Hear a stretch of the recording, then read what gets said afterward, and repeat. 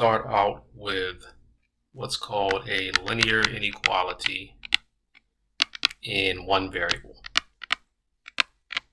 A linear inequality in just one variable.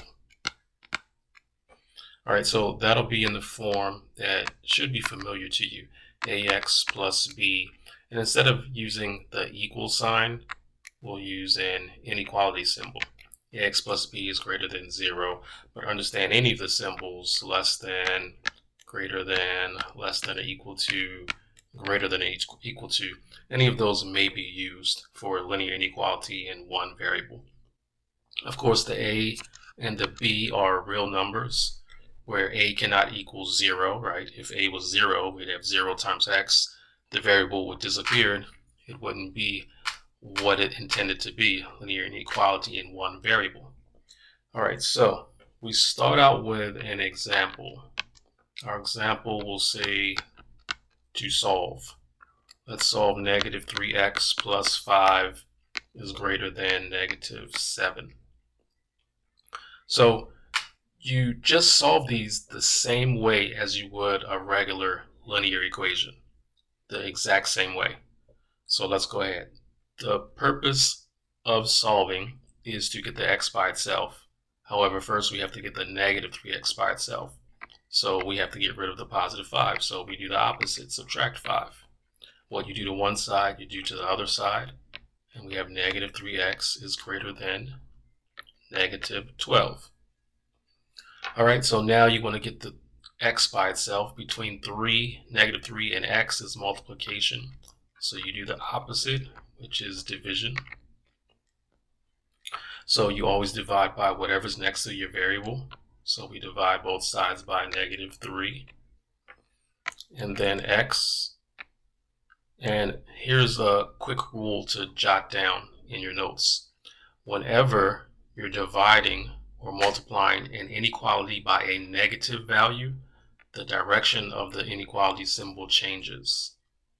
The direction changes. So one more time, whenever you're multiplying or dividing an inequality by a negative number, the direction of the symbol changes. So that's why we're changing this from a greater than to a less than. Only because we're multiplying or dividing by a negative. If we weren't multiplying or dividing by a negative, the sign would remain the same. So we have x is less than 4. The next thing you would want to do is to go ahead and graph it and then write the interval notation. So inequalities, linear inequalities in one variable are graphed on a number line.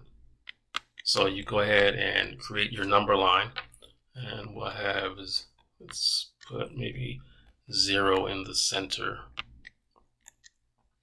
and 4 over here. So we go to 4. Now the decision is to either make an open circle or a closed circle. Sometimes you'll have an open circle, sometimes you'll have a closed circle. The open circle is for the less than or greater than symbol. Less than or greater than symbol.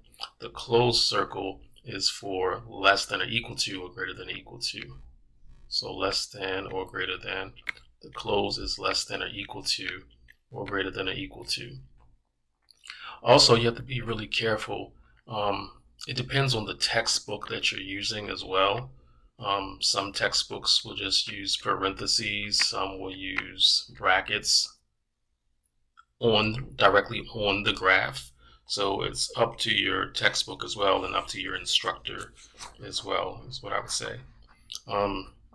So let's go ahead and I guess use either brackets or parentheses. This is going to help us out when it's time to write the interval notation as well. So it says x is less than 4. So we go to 4. It says less than, so we're going to use parentheses at the 4. And then it says x is less than 4. So everything less than 4 is the direction we will go. We would just go ahead and shade basically to the left. All right. So shade to the left, put an arrow on it. And this is just telling us that all values for x that are less than 4 satisfy this linear inequality, but it's not inclusive of 4. Everything from 3.999999999 down to 3 to 2 to 1 to 0 to -1 to -2 to -3 all the way to negative infinity. So that's why the parentheses is there, because the inequality symbol was just a regular less than symbol. If it was a less than or equal to, then we would have used a bracket, and that would have told us that 4 is also included as part of the solution. So the next thing, the good thing about graphing is that we can look at the graph for a linear inequality in one variable and then write the interval notation. So I read it from left to right, and I'm saying to myself, okay, where does this begin? Reading from left to right. Well, the arrow on the graph tells me that the graph is going on forever to the left, so it begins at negative infinity. Well, negative and positive infinity always use parentheses. And then where does it end? Well, it ends at the 4. And then I've already chosen the parentheses because we said that 4 is not included as part of the solution. So I would look at this and say I have the solution, x is less than 4. I've graphed it, and then I've written it in interval notation. So let's take a look at our next example. We're told to solve 4 minus 3x is less than or equal to 7 plus 2x. So we're going to solve this linear inequality in one variable. We're going to graph it and then give the solution in interval notation. So first I want to get all of my x's on one side and the constants on the other. So I'll subtract 2x from both sides. Right? And in that same step, in getting the x's on the left, I can get the numbers on the right by doing the opposite of this positive 4 and make it negative 4 on both sides. That'll leave me with negative 5x is less than or equal to 7 minus 4 gets me 3.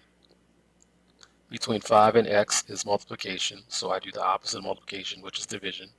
What I do to one side, I do to the other side. You always divide by whatever's next to your x, which is the negative 5. So x, and then remember the rule from the last example that I told you. If you ever have to multiply or divide an inequality by a negative number, that changes the direction of the inequality sign. So x is greater than or equal to negative 3/5. So now we move to the number line. So I have 0, negative 3/5 is to the left of 0. This time it's greater than or equal to. So we'll use a bracket, right? A bracket as opposed to parentheses in the last example. Because of the equal to sign, the greater than or equal to makes us use the bracket. It's saying everything is greater. All the values of x are greater. So greater would be to the right. And then we shade to the right and draw our arrow. And now graphing makes it easy for us to write down the interval notation. You just read your graph from left to right. Where does it begin at? It begins at negative 3/5. And we used the bracket, comma, and where does it end? Well, you shade it to the right, and we put an arrow on here. Therefore, it doesn't end. It goes to infinity, positive infinity. And then infinity always uses parentheses. So again, here are the 3 pieces that we need. We have the solution, we have the graph, and then we have the interval notation. All right, so our next example is an application. So here we see that if the revenue and cost of a certain product are given by R equals 4x and C equals 2x plus 1,000. So the revenue stands for, R stands for revenue, which is 4x. C stands for cost of the product, which is 2x plus 1,000. X in these two is the number of units produced and sold. So our question is, at what production level does R at least equal C? So where does the revenue at least equal the cost? So when revenue equals cost, this to me looks like we're talking about a break-even point. So what we'll do is we'll set R greater than or equal to C, and then we'll solve for X. Okay? So R, we said, was 4X greater than or equal to C. C is 2X plus 1,000, right? Because once our revenue is greater than the cost that we had to spend to produce it, then we're making money. Once the revenue is equal to that cost, then you break even. But once revenue is greater than the cost, you start making money. All right, so now we just go ahead and solve this linear inequality in one variable. I'm going to subtract 2x from both sides. So I get 2x is greater than or equal to 1,000. And then I'll divide both sides by 2. X is greater than or equal to 1,000 divided by 2 is 500. You see, I didn't have to change the direction of the inequality symbol this time because I'm not dividing or multiplying by a negative value. So we have X is greater than or equal to 500, right? So that 500, that'll be the break-even point at X equals 500. So this product will at least break even if the number of units produced and sold is in the interval of 500 to infinity. It will at least break even with that interval from 500 to infinity.